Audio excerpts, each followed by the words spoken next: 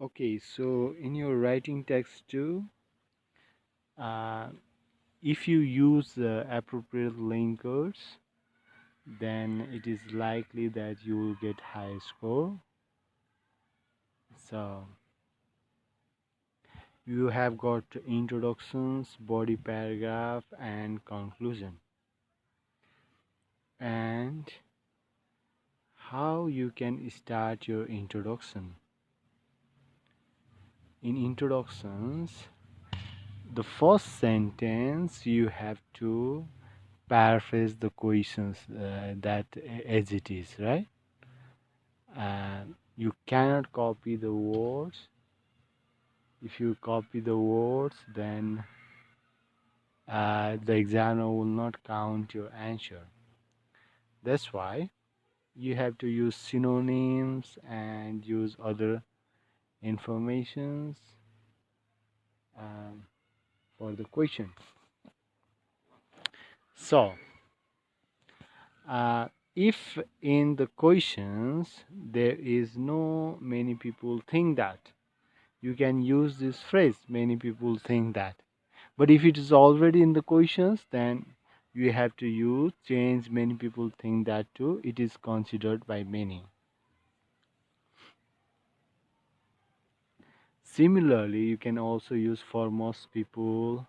Most people would agree that over the past 50 years, in recent years, nowadays, and also start with a noun.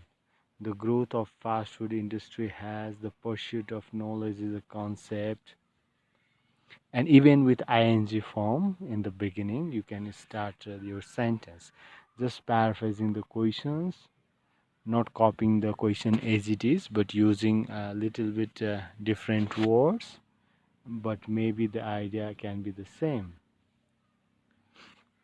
Similarly, in your body paragraph, you have to first line should always be the main idea, and once you have your main idea, the second line can be your supporting idea. So to express your main ideas, what are the vocabularies you can use? Firstly, firstly, secondly, firstly, secondly, an important factor to consider, another point to bear in mind, obviously, certainly, arguably, one of the major advantages or benefits or disadvantages or drawbacks. One of the major advantages, okay, you can talk in this using the phrase one of the, and also in this way people who and blah blah blah have the advantage. People who work in the same organizations have the advantage of truly understanding how it works, okay, in that way. However, one of the major drawbacks is that. So, what is the drawback? So, this is just like this one of the major advantages, one of the major drawbacks is almost the same. So when you talk about advantage in first body paragraph and then in second body paragraph you want to talk about disadvantage, then you can use this phrase.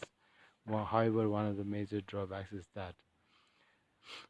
Similarly, on the other hand, in contrast, unfortunately, there is also a different issue we should consider. Okay, these are some words,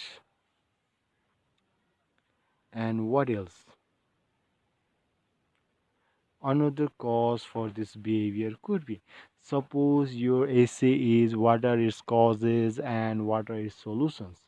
So if you want to write one cause, main cause in first body paragraph and then just elaborate the answers, that's fine.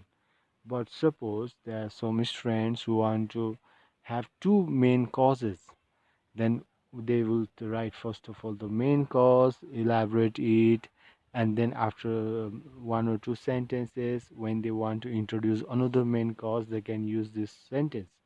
Another cause for this behavior could be. Now let's go to supporting ideas. Okay, for main ideas you can use this linkers, but how are you going to elaborate your answer? In other words, on top of that, moreover, furthermore, more importantly, and what else? Let's consider those linkers. So the linkers are, in other words, this means, moreover, meanwhile, additionally, furthermore, more importantly, on top of that, in some cases, for most people, and also start with ing, moving from.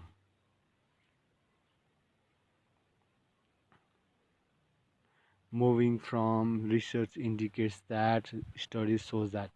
Even if some information is not published in research, if you use this phrase, then it sounds quite um, academic.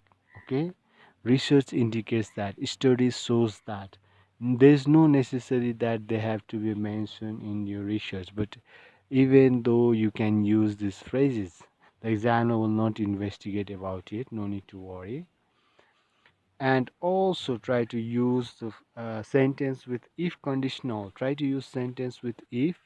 You can elaborate even with this sentence with, including, as a result, consequently, this is causing, this situations can to begin later.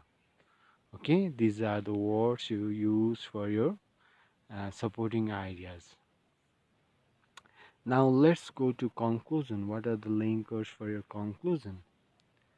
So the first words you have to make, you have to write in essence, all summed up, and what else? In conclusion, to conclude, to sum up. Okay, this is the first vocabulary you can use, or clearly you can also write clearly, and then try to have a very complex sentence.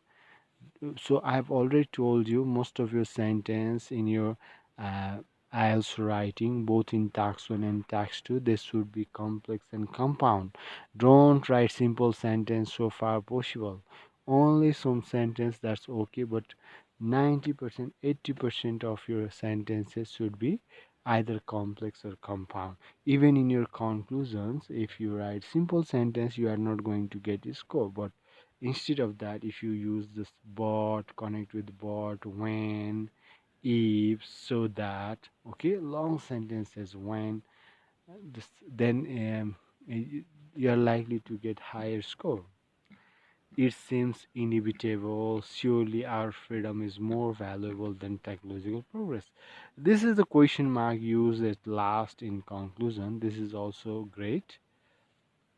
So you can also use ing form, imposing a higher tax, I believe. So in these ways, you can write your conclusion.